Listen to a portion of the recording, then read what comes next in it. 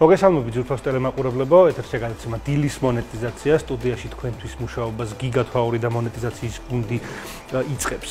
22 მაისის დილიდან ვსაუბრობთ ენერგეტიკაზე და რა თქმა უნდა მზის ენერგიაზე.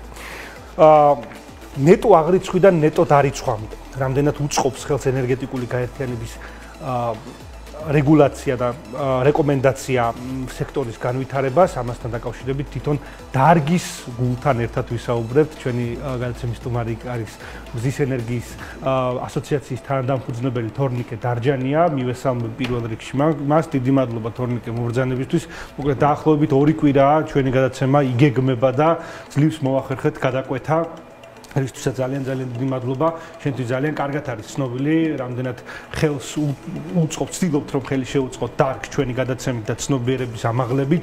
ჩვენ ბიზნეს გადაცემა ვართ და ვის თუ არა რომ ასოციაციას მოусმინოთ, ასოციაციებს მოусმინოთ, მათში შემავალ იმ კომპანიებს თუ რა პრობლემები აქვთ, რა დადებითი მოტივაციები აქვს ქვეყანაში, რა არის ის გასაუმჯობესებელი მხარეები, რაც ჭირდება დარგს განვითარებისთვის და მოდით გადავალ ავტომატურად შეკითხვაზე. თორნიკე გითხარით დღევანდელ მდგომარეობა მზის ენერგიის ასოციაციაში, ზოგადად სექტორში, იმიტომ რომ არაერთგვაროვანი დამოკიდებულება გამოიწვია დასაწყისშივე, წლის დასაწყისშივე, ჩანახსახშივე ენერგეტიკული გაერთიანების რეკომენდაციამ, რომელიც თავის თავში გულისხმობს ნეტო აღრიცხვიდან იმ გამართლებული პრაქტიკიდან, რომელზეც არაერთხელ გვისაუბრია, ნეტო დარიცხვამდე, რომელთაც ვერ შევაფასებთ ჯერჯერობით, რომელთანაც დაკავშირებით არსებობს რამოდენიმე კითხვის ნიშანი. ზუსტად ამას გთხოვთ რომ გაგვიანალიზოთ.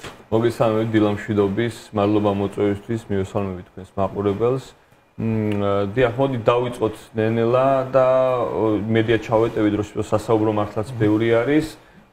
დავიწყოთ ნეტო აღრიცხვასთან დაკავშირებით, ვინაიდან ეს არის ძირითადი, ესე ვთქვათ, ხელშემწყობი მზის ენერგიის განვითარების იყო და ჯერ კიდევ რჩება ასეთად. ჩვენ გქონდა მოცემულობა წლის დასაწყისში ესეთი, რომ სიმძლავრე შეივსო, ანუ რაც იყო სემეკის მიერ დადგენილი და შემდგომ იყო დაახლოებით ერთთვიანი პაუზა და სემეკმა გაზარდა ეს სიმძლავრე 20%-მდე და ენერგოპროს ქსელში, განსხვავებით თელასის ქსელისგან, ეს სიმძლავრე კიდევ შეივსო. და დამერწმუნეთ სემეკს რო გაეზარდა ეხა 25%-მდე, 30%-მდე კიდევ შეივსებოდა. ანუ ასე ვთქვათ, არ იქნებოდა არანაირი ზედაზღვარი. ჩვენ ვიცით რომ მიკროსიმძლავრების გენერაცია ზოგადად არ არის რეგულირებადი გენერაცია, ანუ ეს არის ასე ვთქვათ მიღმა ენერგეტიკის მიღმა, ჩვენ ესე ხუმრობით პარტიზანულ გენერაციასაც ვეძახით ხოლმე. ამას და აუცილებლად უნდა ითქვას, რომ ეს ვერ იქნება, ყველას ამას ვეუბნებით ხოლმე, ეს ვერ იქნება უსასრულო, იმიტომ რომ არ შეიძლება რომ სისტემაში რაღაცა დონეზე უნდა კონდეს დასაშვები ესეთი ტიპის გენერაცია, რაღაცა დონეზე უკვე აღარ შეიძლება, იმიტომ რომ შემდგომ საფრთხეს უქმნის მთლიანად სისტემის სტაბილურობას. აქედან გამომდინარე მისაღები იყო ზომები და ეს ზომები, რომელიც იქნა მიღებული, არის ის, რომ ფაქტიურად ნეტო აღრიცხვის მოდელი აღარ მუშაობს, ანუ ეს ჩართვის მოდელი, გაქვითვის მოდელი, რომელიც ყველაზე მეტად მომხიბლელი იყო, აღარ მუშაობს ენერგოპროს ქსელში. თელასის ქსელში ეს ყველაფერი ჯერ კიდევ შენარჩუნებულია. ეხლა ჩვენ რა გველის, იმიტომ რომ შესაძ წინა გადაცემებში ვიყავით, ამაზე პასუხი არ იყო, რაღაცა ვარაუდები ქონდა. ეხლა ამ მოცემულობისთვის კანონ პროექტი არის შეტანილი, რომელიც პირველი მოსმენით უკვე მიღებულია, საკომიტეტო მოსმენებიც გავლილი აქვს და ეს კანონ პროექტი გვეუბნება, რომელიც უნდა შევიდეს ენერგეტიკისა და წყალმომარაგების შესახებ კანონში, ცვლილება გვეუბნება ესეთ რაღაცას, რომ ნეტო აღრიცხვის მოდელი, რაც ჰქონდა 2033 წლამდე იმუშავებს აბსოლუტურად ყველა მომხმარებლისთვის, რომელიც ამაში არის ჩართული. ანუ ეს პირველი კარგი არის იმ თვალსაზრისით, რომ ყველა ინვესტორი, ვინც განახორციელა ინვესტიცია მზის ენერგეტიკაში თუ სხვა ტიპის, ასე ვთქვათ, მიკროსიმძლავრის გენერაციაში, ეს, ასე ვთქვათ, მომხმარებლები, ან გენერატორები, ასე ვთქვათ, თავიანთი ინვესტირებული თანხის უკუგებას ხო, ანუ 5 დაახლოებით 5 წლიანი პერიოდი არის უკუგების, 5-6 წელი, ანუ ეს პერიოდი ამ პერიოდს აძლევს სახელმწიფო, რომ მოკლედ არ იზარალოს ინვესტორმა. ეს პირველი ძალიან მისასალმებელი, ასე ვთქვათ, ფაქტორი. მეორე, რაც არის 2033 წლიდან აბსოლუტურად ყველა გადადის უკვე ნეტო დარიცხვის მოდელზე. ნეტო დარიცხვის მოდელიც ამასთანავე ამ კანონ პროექტში გათვალისწინებულია, რომელიც ამბობს ესეთ რაღაცას, რომ 2033 წლიდან ხო ყველა გადავა ავტომატურად, ანუ ვინც ნეტო აღრიცხვაში იყო, ისიც კი ნეტო დარიცხვაში გადავა და ვისაუბროთ ეხლა ეს რაც გულისხმობს ნეტო დარიცხვა, მაგრამ მანამდე ვთქვათ აუცილებლად ის რომ 2027 წლიდან უკვე და მანამდეც შეუძლია სემექს ამ კანონპროექტის მიხედვით ნეტო დარიცხვა შემოიღოს როგორც ენერგოპროს ქსელში, ასევე თელასის ქსელში. თუ რა თქმა უნდა ის სიმძლავრე შეივსება, რადგან წეგან მქონდა საუბარი. ვინაიდან ენერგოპროში ეს სიმძლავრე უკვე შევსებულია, სემეკი გამოიყენებს ამ კანონის ცვლილებას იმ თვალსაზრისით, რომ და პირდაპირ წერია ასევე განმარტებით ბარათში, რომ 100 კილოვატი სიმძლავრის სადგურების მშენებლობა იქნება დასაშვები, ოღონდ ნეტო დარიცხვის მოდელით. ეხლა რას გულისხმობს ნეტო დარიცხვის მოდელი? ნეტო დარიცხვის მოდელი გულისხმობს იმას, რომ თქვენ შეიძლება ელექტროენერგია აწარმოოთ და ეს თქვენ თვითონვე გამოიყენოთ, მაგრამ ის სიჭარბე, რომელიც ქსელში გადავა, ამისი შესყიდვა მოხდება პირდაპირ გზით. ანუ ეს არ იქნება გაქვთვის მოდელით, არ იქნება ასევე შენახვა გადატანა ზამთარში, რაც მომხიბლელი იყო, ეს აუცილებლად უნდა თქვა ღიად მომხმარებლებისთვის, არამედ იქნება გადახდილი საფასური. რა საფასური იქნება გადახდილი? ეხლა წელს ჰქონდა ის შემთხვევა, რომ მანამდე თელასი იხდიდა 18-ს 1 კილოვატ-საათში და ენერგოპროექტი და 14-ს. წელს მოხდა ძალიან ასე ვთქვათ, არასასიამოვნო მომხმარებლებისთვის ფაქტი, რომ გადახდილი იქნა ენერგოპროში 5.45 თეთრი 1 კილოვატ-საათში, ხოლო თელასის ქსელში 8.5 დაახლოებით ესეთი. მოკლედ, მოდით მარტივად რომ მაყურებელი არ დავავნიოთ, გადახევრება უწოდოთ ამ ყველაფერს. მე უბრალოდ სხვაგან მაქვს შეკითხვა, რა მეთოდოლოგიით მოხდა ამ ტარიფების დადგენა და მაინტერესებს, რამდენად ჩართული იყო ბიზნეს სექტორი აი ამ პროცესში. იმიტომ რომ რა არის სით როცა დგება რაღაცა ტარიფი, ხო, იმას ზურგს უნდა უმაგრებდეს რაღაცა კვლევა ან რაღაცა კონკრეტული წინა პერიოდის ანალიზი. თქვენი შეხედულებით, აი როგორც ასოციაციას გეკითხებით, რა მეთოდოლოგიით მოხდა ამ ტარიფის დადგენა და რამდენად შესაძლებელია დადებითად ან ამ შემთხვევაში უარყოფითად, იმიტომ რომ განახევრებული კი არა კიდე ნაკლებია. შეიძლება იმოქმედოს მომართვიანობას. კი ბატონო, მოდით ახლა თქვათ რატო მოხდა ეს და შევეცადოთ გავამართლოთ იქით, რა თქმა უნდა ჩვენ ეს არ მოგწონს, მაგრამ შევეცადოთ იქით ამ მხრიდან გავამართლოთ, ანუ ალბათ რა იქნებოდა მათი ასე ვთქვათ არგუმენტი, ესეც ვთქვათ.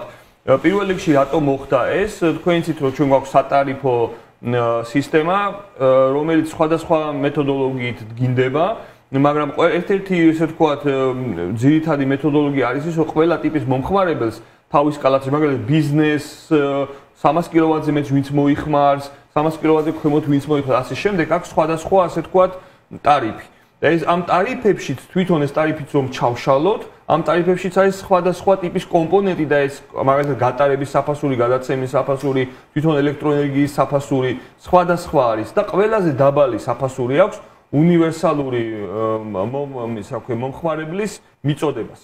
ანუ უნივერსალურ მომხმარებელს, რომელიც მოდით ესე ვთქვათ, დაახლოებით 18 იხდის ელექტროენერგიაში, მას დენის ასე ვთქვათ კომპონენტის ფასი აქვს დაახლოებით აი ესე 5.5 თეთრი. ანუ სემეკმა აიღო ყველაზე დაბალი ესე ვთქვათ სატარიფო კალათის ელექტროენერგიის შესასყიდი ფასი.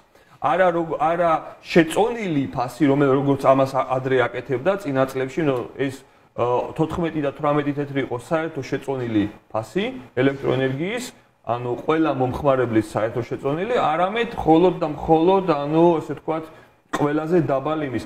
ამის ახსნა რატო გააკეთა, ეს არის უბრალოდ ის, რომ უბრალოდ ნაკლები გადახდილიყო. არანაირი სხვა ამას ახსნა არ აქვს. რამდენად იმოქმედეს, იმიტომ რომ აქვე მინდა დავძინო აუცილებლად, რომ ჩვენ გადაცემაში არაერთხელ შევხვდებით, რომ ზოგადად ის რეფორმა, რაც ნეტო აღრიცხვის ფარგლებში მიკროსიმძლავრის გაზრდის 100-დან 500 კილოვატამდე რაც მოხდა, მაგან გამოიწვია ბუმი, ეს იყო უმნიშვნელოვანესი გადაწყვეტილება სემეკის, რამაც ფაქტობრივად დააფორსირა და ეგრეთ წოდებული bankable გახადა მზის სექტორი. თუმცა ეხლა ვიღებთ მე მგონი სხვა სიტუაციას. მოდით ავხსნათ. კი, ავხსნათ აუცილებლად, იმიტომ რომ აუცილებლად მეყოლება სემეკის წარმომადგენელი გადაცემაში, ვიმედოვნებ ძალიან მალე და უფრო ანუ სემეკის მხრიდან კარგად აგვიხსნის. უბრალოდ რა არის ისეთ ესე პირდაპირ განახევრება, რამდენად დაარტყავს თვითონ სექტორს და განვითარებას. შეიძლება ეს არ იყოს მაგალითად ჩვენ ესე არ მოგწონს რა თქმა უნდა ეს, მაგრამ შეიძლება არ იყოს მაინც და მაინც ცუდი. ხა ამითი რას გვეუბნება სემეკი და რის ცდილობს რომ აიძულოს მომხმარებელი რომ მის მიერ გამომუშავებული ელექტროენერგია მოიხმაროს და იმდენი არ დააყენოს, რომელიც რაც მას არ ჭირდება.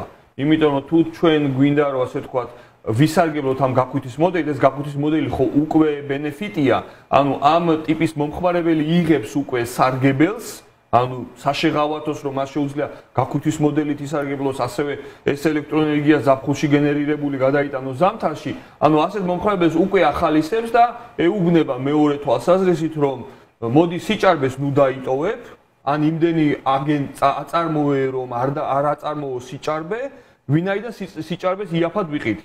ამიტომ ეს შეიძლება პირდაპირ პოლიტიკური, ასე ვთქვათ, მომენტიც არის, რომ მომხმარებელს ეს აიძულოს, რომ შენ ერთი ბენეფიტის მიღების სანაცვლოდ, იმასთან ერთად მეორე ბენეფიტიც არ მიიღო. მაგრამ ეხლა მე მინდა პარალელი გავავლო, ნახეთ, როდესაც ჩვენ ვისაუბრებთ უკვე ნეტო დარიცხვის მოდელზე, იქ უკვე გაქვითვის ბენეფიტით აღარ სარგებლობს მომხმარებელი, შესაბამისად მისთვის უკვე ქსელში გადადინებული ელექტროენერგია ავტომატურად უნდა შესყიდული იქნეს და პირდაპირ ყველა იძახის, რომ 5 თეთრი არ არის ელექტროენერგიის საბაზრო ფასი, აქედან გამომდინარე მისთვის ნეტო დარიცხვის მოდელში აი ეს მიდგომა იქნება უსამართლო. და ჩვენ ასოციაციამ მივმართეთ ამასთან დაკავშირებით SEMEX-აც და ვთქვით, რომ ეს მიდგომა ვერ იქნება გამოყენებული. კი ბატონო, აქ ნეტო დარიცხვაში ესეთი რაღაც შეიძლება გააკეთო, იმიტომ რომ ორმაგი წახალისება არ გამოგივიდეს, არამედ აქეთკენ ნეტო დარიცხვის მოდელში 5 თეთრით და 8 თეთრით ეს მოცემულობა და ეს ბიზნესი ვერ იმუშავებს და ერთი აუცილებლად მინდა თქვა ესეც ინიციატივაც გვაქვს ჩვენ წარდგენილი SEMEX-ში არის რომ ფიზიკური პირები გვინდა რომ დარჩნენ აუცილებლად ნეტო აღრიცხვის მოდელში. იმიტომ რომ მათთვის ტარიფი ისედაც დაბალი არის და აქტივობა ფიზიკური პირების არ იყო არასოდეს მაღალი. ამიტომ ვიღაცას უნდა 5 კილოვატის, 10 კილოვატის სიმძლავრის სადროის დაყენება სახში ჩვეულებრივი სამეურნეო პირობებში და ეს შესაძლებლობა ახლა გამოცლილი აქვს მთლიანი საქართველოს მასშტაბით და ისე გამოდის რომ რაღაც დიდმა კომპანიებმა დიდი სადგურებით ამოწურეს ეს ლიმიტი და ფიზიკურ პირებს მოკლედ ეს ასე თქვა შესაძლებლობა არ დარჩათ. ამიტომ გვინდა რომ ეს შენარჩუნებული იქნეს და მესამე ინიციატივა რაც გვაქვს მიმართული ეს არის შემნახველების ასე თქვა მიმართულება. კანონმდებლობაში არ გვაქვს წამახალისებელი არაფერი შემნახველებთან მიმართებით. არა და აუცილებლად უნდა შემოვიღოთ, იმიტომ რომ ნეტო დარიცხვის მოდელი უკვე თავისთავად გულისხმობს იმას, რომ მომხმარებელი შეეცდება, რომ ქსელში სიჭარბე არ გადაუშვას. და შემნახველებში შეინახოს. გასაგებია, ძალიან საინტერესოა. მოდით ეს ყველაფერი რომ შევაჯამოთ ძალიან მოკლედ, იმიტომ რომ მინდა რომ მაქსიმალურად გამოვიყენოთ დრო იმისათვის, რომ ბევრი შეკითხვა დაგისვათ. რამდენად შეამცირა ან გაზარდა მომართვიანობა ნეტო აღრიცხვიდან ნეტო დარიცხვაზე გადასვლამ, მონახაზი რო გაგკეთოთ და ასევე 2027 წელს ქსელში გატარების ტარიფის ღირებულებაზე ასევე კომენტარი რო გავაკეთოთ მაგასთან დაკავშირებით, იმიტომ რომ მოგვადგა 2027. დიახ, ჩვენ ასოციაციას და ასოციაციის წევრ კომპანიებს ეხლა ამ მომენტისათვის აქვთ, ასე ვთქვათ, მიმდინარე პროექტები, რომელიც ნეტო აღრიცხვიდან არის გადმოყოლი, ანუ დაახლოებით 50 მეგავატ სიმძლავრემდე განაცხადი შევიდა ბოლო დეკემბერი-იანვარი პერიოდში, ანუ იმხელა მოთხოვნა იყო. შესაბამისად ამას რა თქმა უნდა აშენება და ამ პროექტებს განხორციელება, დასრულება ჭირდება და ჩვენი კომპანიებიც ანუ ყველა მიმართულია რომ ეს პროექტები გააკეთოს. ამასთან ერთად პარალელურად მიმდინარეობს ეს სახელმწიფოს მიერ CFD აუქციონით ხარდაჭერილი პროექტების დამუშავება და სამშენებლო ეტაპზე გადაყვანა, ანუ საქმე ძალიან ბევრია. ასე რომ მომართვიანობის ნაკლებობას ან რაღაცა შემცირებას ჩვენ ვერ ვგრძნობთ. მე ყოველთვის რაღაც გამოდივარ ხოლმე ეს ომბუდსმენი ვარ ფიზიკური პირების, რომ აი მინდა რომ ფიზიკურმა პირებმა იაქტიურონ ამ თვალსაზრისით, იმიტომ რომ ზუსტად ეს ენერგეტიკა, ალტერნატიული ენერგეტიკა მაგას მოიაზრებს, რომ ანუ ყველა ენერგეტიკოსები ვართ, პატარა, ასე ვთქვათ, ამას მოიცავს და მინდა რომ ეს იყოს შენარჩუნებული ფიზიკური პირებისთვის განსაკუთრებით. კიდევ ერთხელ მინდა ხაზი გაუსვა ამ საკითხს და სხვა მხრივ, რა ვიცი, სეგმენტი ვითარდება, არ შეინიშნება რაღაცა უკუსვლა. ყველა ქვეყანაში მზის ენერგეტიკას ჰქონდეს გარდამავალი პერიოდები, როდესაც რაღაცა არის ჩავარდა, შემდგომ ისევ, რა თქმა უნდა, ეს პროცესი არის და ამას ვერ გავიქცევ. ძალიან საინტერესოა. მოკლედ, მოლოდინები როგორი არის? მოდით მაშინ ესე დაგისვავდით შეკითხვას. კი, დარჩა თქვენ შემოვიდა ძალიან ბევრი განაცხადი და გაქვთ ძალიან ბევრი საქმე და მოლოდინები როგორია და ასევე გკითხავთ CFD აუქციონთან დაკავშირებით. რას ფიქრობს მზის სექტორი ამასთან დაკავშირებით, საჭირო თუ არა მომდევნო CFD აუქციონის გამართვა იმისათვის, რომ ფაქტობრივად გადახალისდეს ტარიფები. შემთხვევაში არ მე ვიცი, რომ ჰესები ითხოვენ, ჰესების შემთხვევაში მოთხოვნა, რომ მესამე აუქციონი ჩატარდეს და გამიჯნები მოხდეს. ჩვენ შემთხვევაში ამის აუცილებლობა არ არის, იმიტომ რომ 5.6 ცენტი რაც არის შემოთავაზებული აბსოლუტურად მისაღებია, ყველანაირი ფინანსური ეკონომიკური დასაბუთებულობით მისაღებია ეს ასე თქვათ ციფრი და რა არის მოლოდინი? რა იქნება რეალობა ერთ ცალკე ამბავია, რა თქმა უნდა, მოლოდინი ნახეთ 28 თებერვალს ამასთანავე დასრულდა ეს პირდაპირი კონტრაქტების წამახალისებელი მექანიზმი და ჩვენი ინფორმაციით 6 გიგავატ სიმძლავრემდე არის მარტო მზის ენერგეტიკაზე ვლაპარაკობთ. წარდგენილი პროექტები. ეს პროექტები უნდა განხორციელდეს შემდგომი 3-4 წლის განმავლობაში. მე ვფიქრობ, რომ ძალიან არ ვიცი რა უნდა მოხდეს, რომ ეს პროექტები განხორციელდეს, ანუ შეუძლებელი არის, რომ ეს პროექტები განხორციელდეს, მაგრამ დაშვება რომ გავაკეთოთ, რომ ამ წარდგენილი პროექტების 20% მაინც განხორციელდა, არა თუ 100%, 20%, მომავალი 3-4 წლის განმავლობაში ქვეყანაში უნდა განვითარდეს 1200 მეგავატი სიმძლავრის მზის ელექტროსადგურები. და ხო წარმოგიდგენიათ ეს რამხელა მასშტაბი არის, არა მარტო ასოციაცია ზოგადად გეუბნებით, უზარმაზარი მასშტაბი არის, ამიტომ ნახოთ რა იქნება, მე ვერ გეტყვით, მოლოდინები არის ერთი, რეალობა რა იქნება, ეს არის მეორე.